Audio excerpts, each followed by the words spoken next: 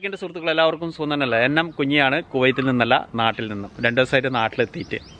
അപ്പോൾ നാട്ടിലെത്തിയപ്പോൾ തന്നെ നിങ്ങൾ ഇന്നലെയൊക്കെ പത്രങ്ങളിലെ വായിച്ചൊരു വാർത്തയായിരുന്നു കണ്ണൂർ ഓടിക്കൊണ്ടിരിക്കുന്ന വണ്ടിക്ക് തീ പിടിച്ച് മരണപ്പെട്ടത്.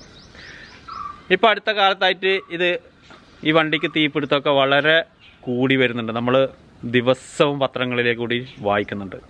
നമ്മളും ഇതിൽ പല കാര്യങ്ങൾ ശ്രദ്ധിക്കേണ്ടതുണ്ട്.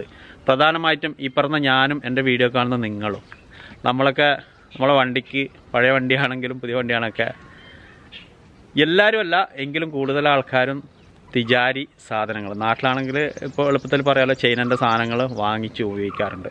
പ്രധാനമായിട്ടും നമ്മൾ ഈ ഫ്യൂലുമായി ബന്ധപ്പെട്ടിട്ടുള്ള പൈപ്പ് കാര്യങ്ങളൊക്കെ ഒരു കാരണവശാലും ഡ്യൂപ്ലിക്കേറ്റ് സാധനങ്ങൾ വാങ്ങിച്ചിടരുത്. അത് പെട്രോൾ, ഡീസൽ, അതുപോലെ തന്നെ നമ്മളെ വാട്ടർ പമ്പിൻ്റെ കുറച്ച് പൈപ്പും കാര്യങ്ങളൊക്കെ ഉണ്ടല്ലോ, ഇതൊന്നും ഒരു കാരണവശാലും തിജാരി ഡ്യൂപ്ലിക്കേറ്റ് വാങ്ങിച്ചിടരുത്. ഒറിജിനൽ തന്നെ അത് വാങ്ങിച്ചിട്ട് ഇടേണ്ടതുണ്ട്.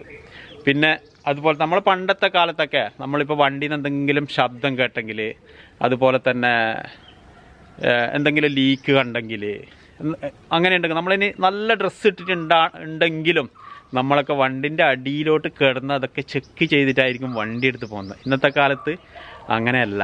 എന്തെങ്കിലും വെള്ളമൊക്കെ കണ്ടു കഴിഞ്ഞെങ്കിൽ അടിയിലോട്ട് പോകാനും കുനിയാനൊക്കെ എല്ലാവർക്കും മടിയാണ്. അത് എളുപ്പത്തിൽ പറയും, ആ ഡ്രസ്സ് അഴുക്കാവും എന്നൊക്കെ.